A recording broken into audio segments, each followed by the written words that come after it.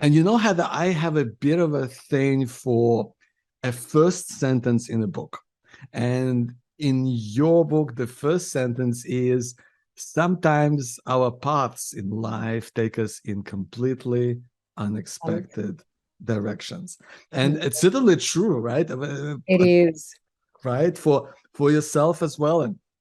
And I think, you know, when cancer kind of makes an entrance into your life, and for you, Heather, right? A decade ago, your life's really taken this kind of really unexpected turn, right? Tell us, how did all of that play out? Yes, well, it's my goodness, it was 2006, December 2006, and I was a busy working mum, had a 14-year-old daughter and 11-year-old son, and life just, I guess, is so full with school, after school activities, dropping kids off, working hard at the office, and I did start to notice this fatigue creeping in, and then also a little bit of abdominal bloating. And I was 41 at that stage. And I remember thinking, gee, this is probably either menopause creeping in, or I'm overdoing things, or maybe it's middle age, spread that I need to get a little bit more fit, a bit more active. But then throughout that Christmas time of December 2006 and then going into 2007, there were some more symptoms that then started to occur. So I was off to the toilet more often than not, with frequency, with urination. I'd eat small amounts and start to feel really full quickly. And my abdominal bloating just continued to grow. And it also continued, like I guess for every woman at that particular time of month, you do get bloating, tiredness. But when it persisted between periods, that's when that intuition kicks in and you think, this is not right. This is not normally how my body operates. And so I thought, well, you know what? I need to go and have a chat with my GP. And I'm so glad, we have a great relationship with our GP, that I could feel confident to go and talk with him. I didn't feel embarrassed. And I knew that he would take me seriously, just talking about, I guess, a raft of very general symptoms. But then he would, take me seriously and also seek to find answers and have that investigated. So that was really the beginning of my, that, I guess, this massive shift in my life, going from a completely, I guess, normal world to suddenly hearing those two words, in the same sentence as my name, those two words of ovarian cancer. Yeah, wow. And so many interesting things you said, Heather, I want to pick up on. You talked about watching out and listening to your body, right? Things that you knew kind of what kind of not right, and you picked up on those patterns. And then it is about having that courage to speak to your treating doctor and to bring those things up and to get those things looked into. It's so vital, isn't it? It certainly is. And it's about, understanding that this is not how my body normally operates, and to sit down with your doctor and to go through all those things that you're concerned about. And I found it really helpful. I wrote out a list so I could go in there, and that, you're so emotional at that time. If you can refer back to your list, you're not missing out on things that perhaps are going to be really important with, helpful with your diagnosis. And so talking that through, he said, yes, that does sound serious. I'm going to send you straight off to have a CT scan. And so I was fortunate enough to get into the radiology clinic that afternoon, and had that CT scan. And I found that really quite confronting, that I was taking off my normal clothes and putting on that white hospital gown, suddenly transforming from this normal life into being vulnerable and raw, and just thinking, wow, I did not expect to be here. And just so anxious, I guess, what that scan was going to reveal. A massive shift. And then I guess getting the results that afternoon back in the doctor's surgery, and hearing him say those words, then thinking, wow, well, where does this lead to? What is the prognosis here? How are we going to manage this? All those questions, as you know, just come racing up inside, don't they? Absolutely, Heather. And I'm so also touched by what you brought up as this, you know, transition into a different life. You're exactly right. You put on this gown, and it's like your pathway into a totally different kind of universe, where all of a sudden you have to learn this new language, and you everything that you know changes. And also want to touch on the fact that you said you went in prepared. You made a list of questions because you knew that it's a crazy time and you're likely to get emotional. I think that's such a great tip as well, right? For whenever you go into the unknown, and whether that's been, of course, around cancer or being just health in general, is to go in with a list of questions so that you don't forget in the heat of a moment, which is so easy to do, right? It is. It's very easy to do. And even also to take someone with you, your loved one or a friend, and that they're able to ask those questions, perhaps that you forget. Or, and maybe if you get really emotional and find it very difficult to ask those questions, they can step in and help as well. Because there's just so much, I guess, to sift through, to digest, isn't there? And I also find, perhaps writing notes from that consultation as well, because I know with perhaps my first meeting that I had with my gynecological surgeon that I was referred to after that initial consultation with my GP, you come away and your head is spinning because you're thinking, okay, this now means surgery. How extensive would that surgery be? Yes, what day are we booked in? And being able just to write down all those things. And I love having like a plan in place when things are, I guess, uncertain, you're not quite sure how they're going to play out. If you know that you've got a plan in place, a structure, that just helps you cope emotionally so much better, doesn't it? Exactly, because you got something to fall back on. And it's so true that you say about like not forgetting the little things, because I know I remember speaking to my urologist, and we were talking just about the very same thing about forgetting or just missing a little detail. And he told me about a study, which I don't have the details for, but apparently there were studies done around, and I believe it's not to be quoted here, but it was something like that we forget about 80% of what we hear on that first visit to specialist treating you for cancer, because you're just in that you're frazzled and you're in that state of mind. So it's so vital, as you say, to take someone with you, to take notes, so that you have something to fall back on, because it's just such a difficult time, isn't it? It really is, because you've just been taken off your day-to-day pathway into some new pathway, and that it is a very confronting time. And I think if you can surround yourself with that support, some real clarity, because I know when our imagination gets the better of us, that's when we become so anxious, don't we? And overthink things and think worst case scenario at times.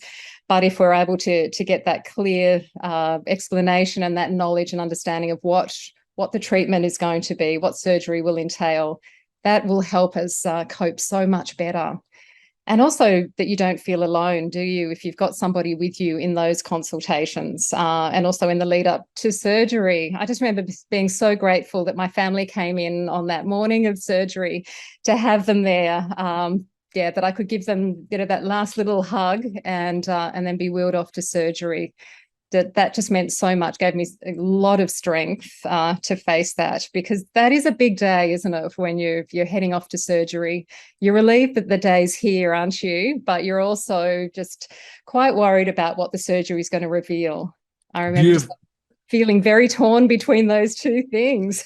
Absolutely, Heather. But it's so beautifully put, in the sense that, you want that little bit of normality, and it's that waiting. I find one of the most challenging things for me was that constant waiting. You're waiting to be called up, to the oncologist. You're waiting to be called up to your specialist. So you're kind of in between things, and that's when you want someone with you. Then you can talk about something other than cancer.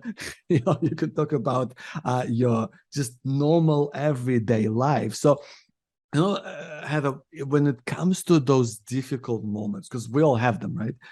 I want to check in with you. Like, what was, when we look at your cancer journey and you think back on that, what was the most difficult, or one of the most difficult moments for you?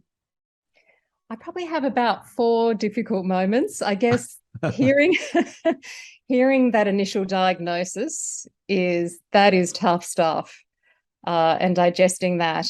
But the second hardest thing, I think, was telling my parents, uh, and also telling our children that evening, trying to find the right words to say, trying to keep it together and not cry too much, knowing that that would really upset my parents and my children, and also wanting to share in very practical terms about my diagnosis, and what the plan was, so that they could hold some positive things to take away from that phone call or that sit down time with the family. Um, the other time was as I was recovering, and I guess I would be going for my checkups quite regularly, going into the waiting room and sitting with other women and chatting with them and hearing their stories. And most of them had ovarian cancer as well. And it would really affect me deeply, because mine was found stage 1. I was just incredibly fortunate that it was found in time before it had spread, and surgery was 100% successful. Uh, and a lot of these other women, sadly, were undergoing, several rounds of chemotherapy. They were going back for more surgery. Their prognosis was not looking great. And I would come away just so devastated, really, really upset. Yeah, I guess trying to battle with survivor guilt, but thinking, what else can I do? I felt quite helpless. And that certainly has been a very big motivating factor in what I do as an advocate these days. So yeah, that was quite confronting.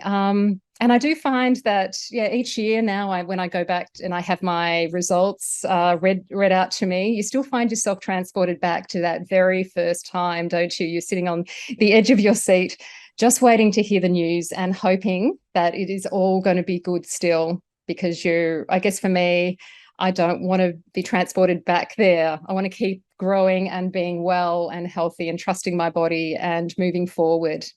I mean, I accept if it does return, then I will face that, but it is still a confronting thought. So I guess they're probably about, 3 or 4 things that I found the most difficult, in throughout that journey.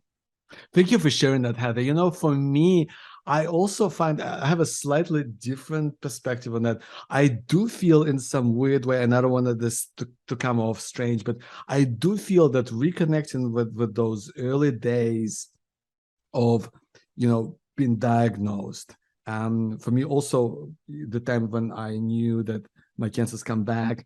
For me, in a strange way, it's an important reminder of what life is today. And I'm not talking about having a perfect life or anything like that, but I know that just how close we come, whatever stage or phase you're at. But we've lived it. We stood, or some of us stand on the edge, and you're looking down into the abyss.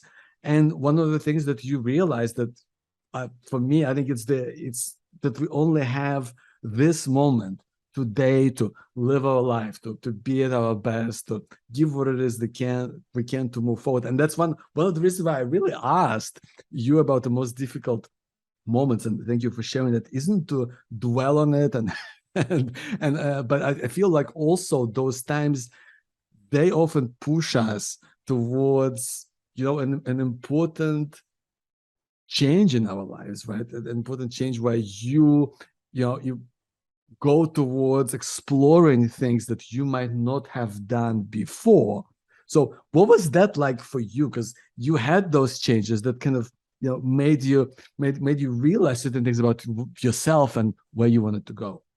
Yes, because I've come to realize that often those low points in our lives are our turning points, and that they can be where a big shift occurs, whether it's in our way of thinking, perhaps it's our understanding of life or our goals and dreams. Perhaps we need to get a bit fitter, which was definitely the case for me. And one of the biggest shifts for me was being grateful for I felt that it was my second chance at life, and I was going to make the most of it And my oncologist said to me, Heather, one of the things that will really help you with your recovery is perhaps to do a little bit of exercise. And so I thought, okay, I can do that. I can go for gentle walks and things. And then I decided to sign up and become a volunteer surf lifesaver. My family were really involved. And facing I guess I did have kind of a fear of swimming out beyond the waves and realizing that's what I had to do if I was to pass successfully. And suddenly I had those experiences of being out beyond my comfort zone, but finding that I was okay, that I could cope okay, and learning to trust my body and get active and fit, and the joy that that brought, and sharing it with other people as well. That really opened up my eyes to physicality again. And that gave me the confidence to sign up for that 4-kilometer fun run that has just set me off on this whole new world of running. Yay. Yeah, That's beautiful. And so that's taking you to beautiful places, doing these incredible ultra marathons in these beautiful and remote parts of the world. Heather, it's just how did you get there? Because had the fun run, and then how did you transition towards the North Pole? It's a wonderful journey, because I thought 4K, oh my goodness, how do you run 4K? That's a long way. And I had 2.5 weeks to train, and I roped in my 2 children to run at the local park. Didn't even own proper running gear. I just had an old pair of runners and my gardening shorts to put on. But like with everything in life, if you start, you make that decision and you put yourself out there. And I had a go at running 4Ks in one go. I wasn't very successful that afternoon at the park. Felt pretty overwhelmed. I made a good excuse as soon as I saw a water bubbler to stop and drink. But I went back to the park that next day and the next day. And when that 4-kilometer race turned up on that Mother's Day, I got out there and I ran and I loved it. So from there, I signed up for, there's a fantastic event called the City to Surf, which is a 14-kilometer run. And that was in August, which was about 3 months after that 4K run. And then from there, I signed up for a half marathon. So it's like these steps that I'm taking, to sign up to an event that's slightly longer, and it will give me time to train up so that I can stand on that start line feeling fairly confident and not too nervous about taking that distance on. And so then I ran a marathon the next year. That was in 2013. And it was actually at the start of the Melbourne Marathon. I was catching up with a friend in 2014, and he just happened to mention about marathons run on ice. And he said, have you heard about these? They are so crazy. And what do you reckon about doing those? And so I thought, I'm going to look that up. So I spent the whole Melbourne Marathon running along thinking about ice and penguins and running 42Ks and how exciting that would be. Anyway, that was the one in Antarctica, which wasn't available. But I found out about the North Pole Marathon, which was being run in April 2015. And I was turning 50 at that stage, and it was also our 25th wedding anniversary. And we decided that we would go to Paris. We had always wanted to go to Paris to celebrate. So it all tied in perfectly. We'd be over in Europe. We could catch the plane up to Svalbard and meet the other race competitors, all 44 of us. And then from there, hop on very old Antonov aircrafts to fly up to the ice floe at the geographic North Pole. And every year there is a temporary research expedition base set up, and it lasts for 6 weeks. So people arrive at the pole to trek, to run, to research. And so there we all were, 44 competitors from all over the world, all completely decked out in our thermal gear and our running shoes, and ready to run 12 laps around this research base. So that was a total of 42 Ks. It started out, it was a quite mild conditions, -26, and clear skies. The sun was trekking around the horizon as it does at that time of year, which is just so beautiful to watch. And there are strategically placed armed snipers, just in case a polar bear wanders across the course, that they could just Oh, scare them wow. away, which definitely encourages you to run fast.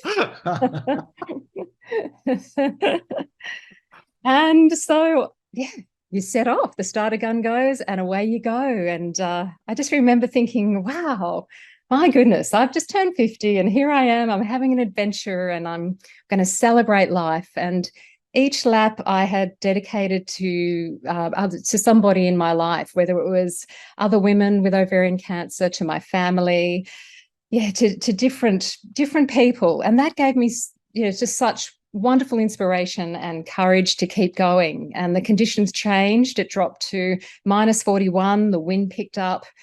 It was bitterly cold, but I persevered and I kept going, and I felt strong. And all those things I think you learn from going through an experience like having cancer. You build that courage and that resilience up, and you keep on going. And it was fantastic. It took me a long time to run, a lot more than a normal marathon, but I did it in 7 hours, 53 minutes, and crossed the finish line in first place female, which was a wonderful surprise and a great celebration.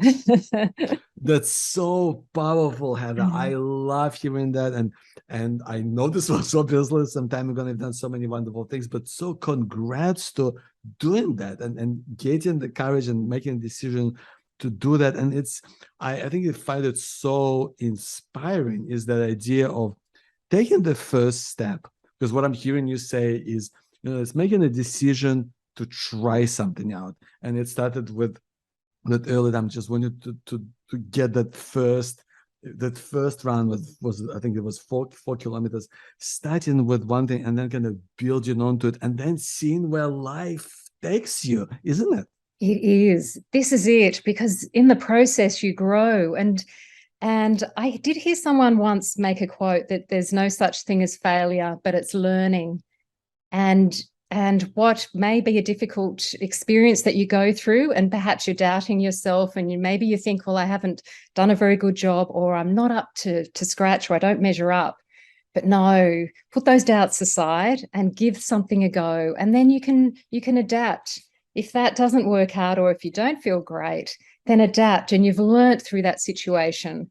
And you can always be moving forward and learning, and feel that you're on a journey throughout life, that you're not just feeling that you're staying in the one place, and that you're just embracing the things that happen, and then just wanting to give back and make a difference in this world. And that's another thing that I love with my races, that they're a fantastic vehicle, not only to raise awareness, but funds to help with cancer research and cancer support services. That for me has just been this beautiful way of giving back and a new way of finding fulfillment in life. All that's sort of kind of unfolded over these last few years. Yeah, that really means a lot to me. That is so beautiful, Heather. And I love hearing that, and your incredible work you're doing on several fronts as a health advocate. So tell me, what's kind of inspired you to take that first step? How did it come about? And also, how did it feel to you? Yeah, I think I've always grown up, I guess, taking on what a lot of my parents' qualities about giving back and being part of the community, and carried those through. And I think as I was recovering from cancer and meeting those other women thinking, what difference can I make? And then when I started running, I thought, this is a really great platform to be able to raise awareness about the signs and symptoms, so that women can learn about that, or men and women, so that they can learn about those signs and symptoms about ovarian cancer, but also what support services that there are available, that you're not alone. And Ovarian Cancer Australia are fantastic with a lot of the resources they have. Their support nurses, their resilience kit, which is a really comprehensive, informative kit that they post out to anyone who needs a kit like that, so that they can learn really great information about their condition. And it's also, there's a fantastic program called Survivors Teaching Students, where we actually are talking about our personal journey through ovarian cancer and talking to nurses and medical students. And so for them to hear about these diagnoses from, I guess, a living, breathing person as opposed to a textbook scenario. And it's really quite profound.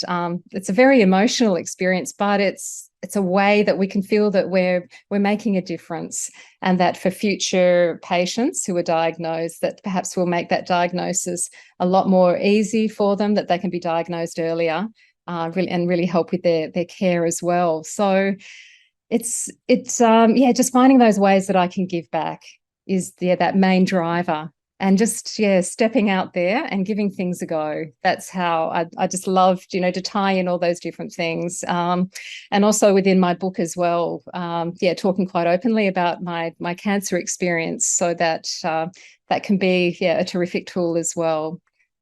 And I love hearing that, Heather, because you're such a given person. Even remember, I was just struck when at the beginning of our conversation, because we did chat on the phone the other day.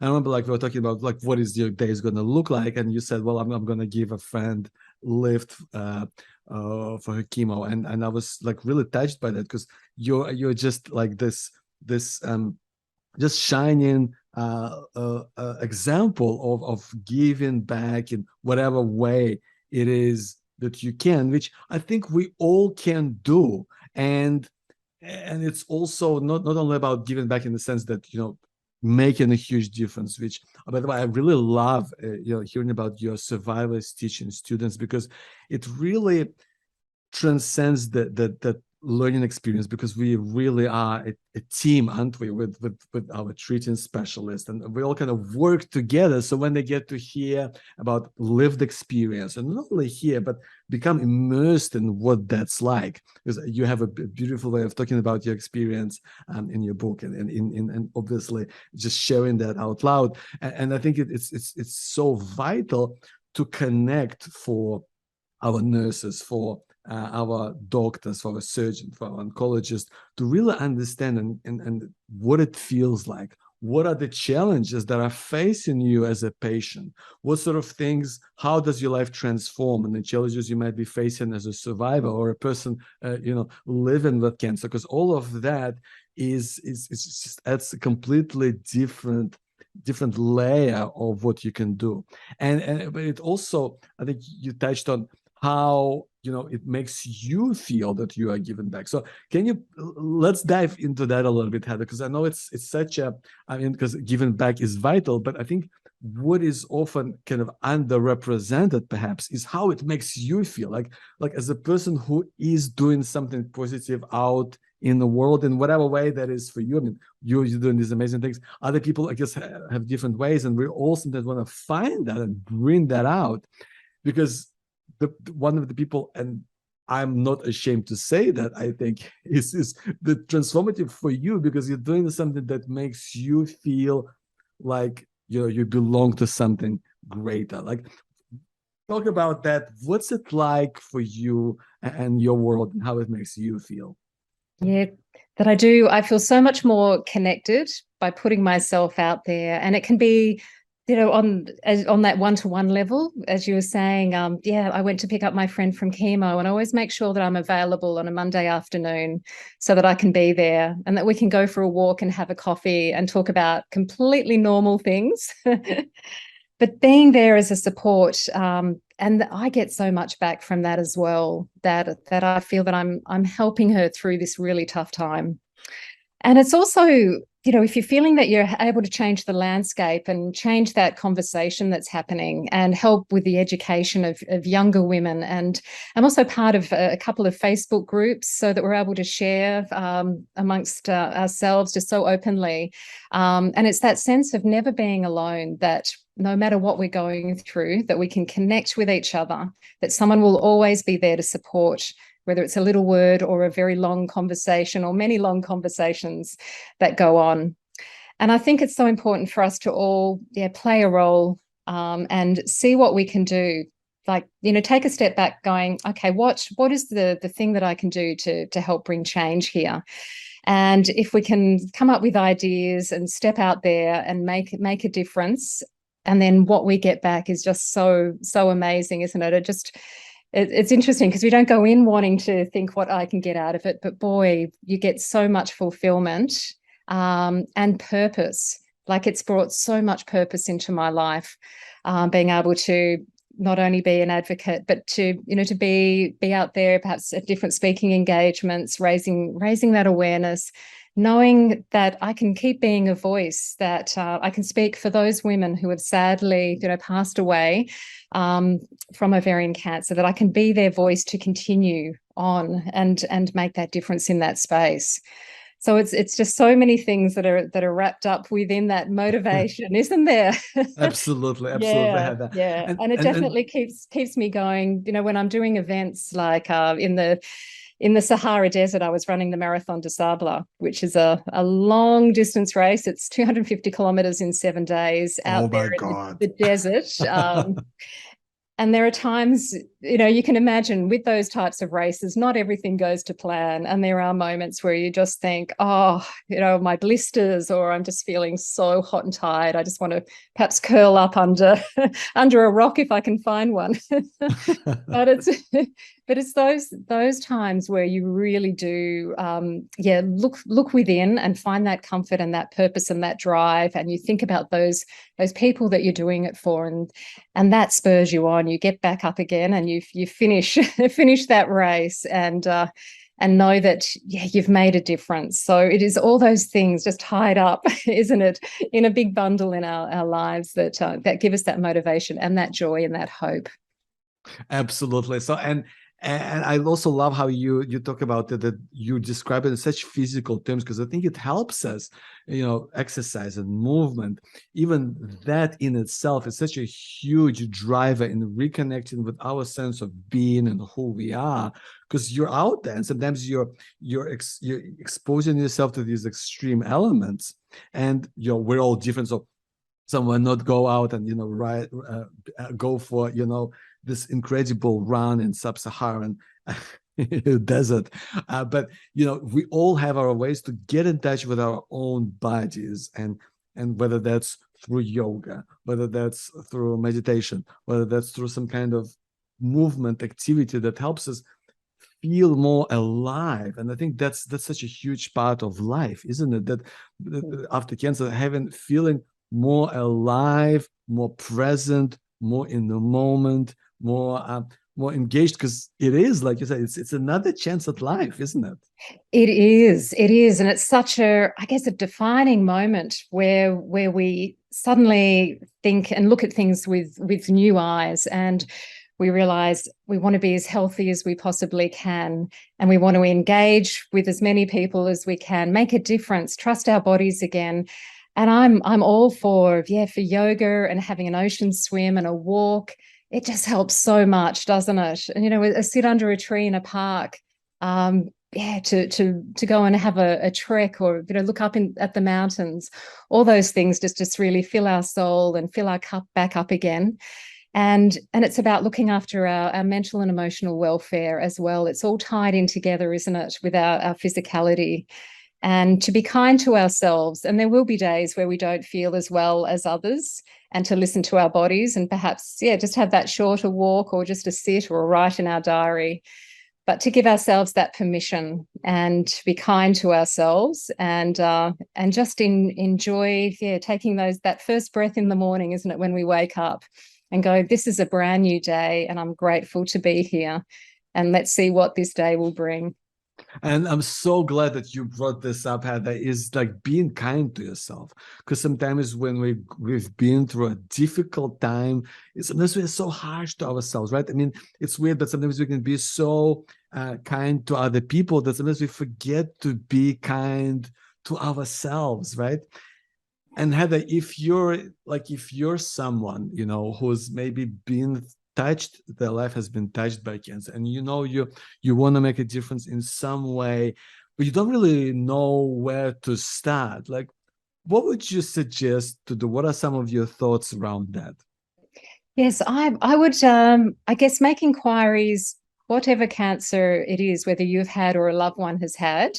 There are a lot of different foundations that are related to those particular cancers. And I would say find out about them and see how you can get involved, because there are a lot that need help with fundraising, don't they? Perhaps organising events, to connect, be part of support groups, be advocates. There's lots of things that you can get involved with that way. And also, if you wanted to do your own fundraising, sign up for an event, things like that. And don't doubt yourself. Think, how can I get involved, and where can I bring some new value, and just get connected with other people and see how I can bring change. Because I think we're all wanting to increase and improve those survival rates, aren't we, for the different cancers that there are.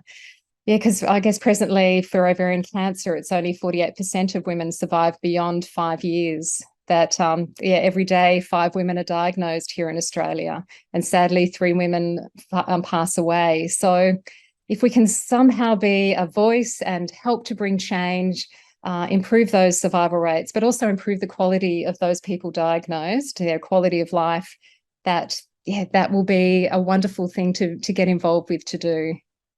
Yeah, absolutely. Absolutely. It's so beautiful. And I think it comes back to what we touched on earlier. We talked about that, making that first step, because you never know where those things are going to lead you, and they're going to expose you to different things about life, and you learn about yourself, and you learn about things that are important, and we start to look at and pick up on different opportunities that perhaps were not there before. And it's important. It's so important to start somewhere and then see where that takes you, isn't it? It is. It's that first step. And it doesn't have to be a big one. This is how I guess I look at everything that I've have encountered or taken on, that it's that first initial tiny step. And not to doubt yourself, but just take that first tiny step if it's an idea that you have, and then take another tiny step and another one. And then you find yourself, wow, actually, look where I am. I have achieved that first goal that I had. And then you can set bigger goals from there. And you can bring people along with you. And this is the thing, not to doubt yourself or stop yourself from taking that first step. And just be okay with stepping out of your comfort zone and trying something new, because you never know where it will take you. And that is one of the beauties of life, that, from when you're growing up, you can certainly take a completely different pathway when you're older, that you don't have to stay on the one pathway and be doing something that you expect that you will be doing for the rest of your life. You can take other little tangents in life, head off and do other things. And it's your one precious life that you have, and to make the most of it. And I would just say, don't hold yourself back, but take that first step. Whatever it is that you want to do in life, give it a go. That's beautiful, Heather. And I know that hope is such a big part of your life. So tell me, what does hope mean to you? Hope for me means that, I guess that there is life beyond today. There is quality of life. That is something that, if we can all share hope, then the future looks brighter, doesn't it? And if we can encourage other people in life, that's another motivating factor with my running, that I love to encourage others to run or to get fit, and to show them that, like I'm 57 now, that you can be 57 and still get out there and run ultra marathons. That the future does look good and bright, and yes, it's all about living with that positive mindset. I mean, certainly acknowledging that tough things happen, but holding on to that hope within that gets us through those dark times, those difficult and challenging times. So hope definitely is one of those words that I remember when I was waking up in recovery after surgery, holding on to hope that everything would be okay, that we would get through this journey, and yes, and that second chance of life, would lead on, and yes, I would have another day. So powerful, Heather. Tell me, Heather, if somebody wanted to find out more about your book and about everything that you do, your adventurous spirit, tell us what would they do to find out more? Yeah, so I'm on socials, Heather Adventurous Spirit on Facebook and on Instagram. And also my book is available. All the hard copies have sold out, but I have recorded it with Audible books. So it's available as an Audible book with audible.com. And it's also available as an ebook for Kindle or for other devices on Amazon and Booktopia and Book Depository. So you can find it as a electronic version. And I'm so excited to be able to share a copy with one of your listeners. That I was able to send to you, Joe, and that means the world. Yeah, fantastic, Heather. And thank you so much for doing that. So I'll be putting that out on social media, and any one of our listeners can write in for their chance to get Heather Hawkins's book, Adventurous Spirit, to get your copy, or go out and buy it, or send me an email at joe@simplifycancer for your chance to get a hard copy of Heather's beautiful book with a handwritten inscription. Heather, thank you so much for being here. And I want to also thank you not only for your time and your insight, but also I want to deeply thank you for the work that you do out in the world. Thank you so much, Heather. Thank you so much, Joe, for the opportunity to share. And thank you for all that you're doing as well. You're making a massive difference, and it's so appreciated. Thank you.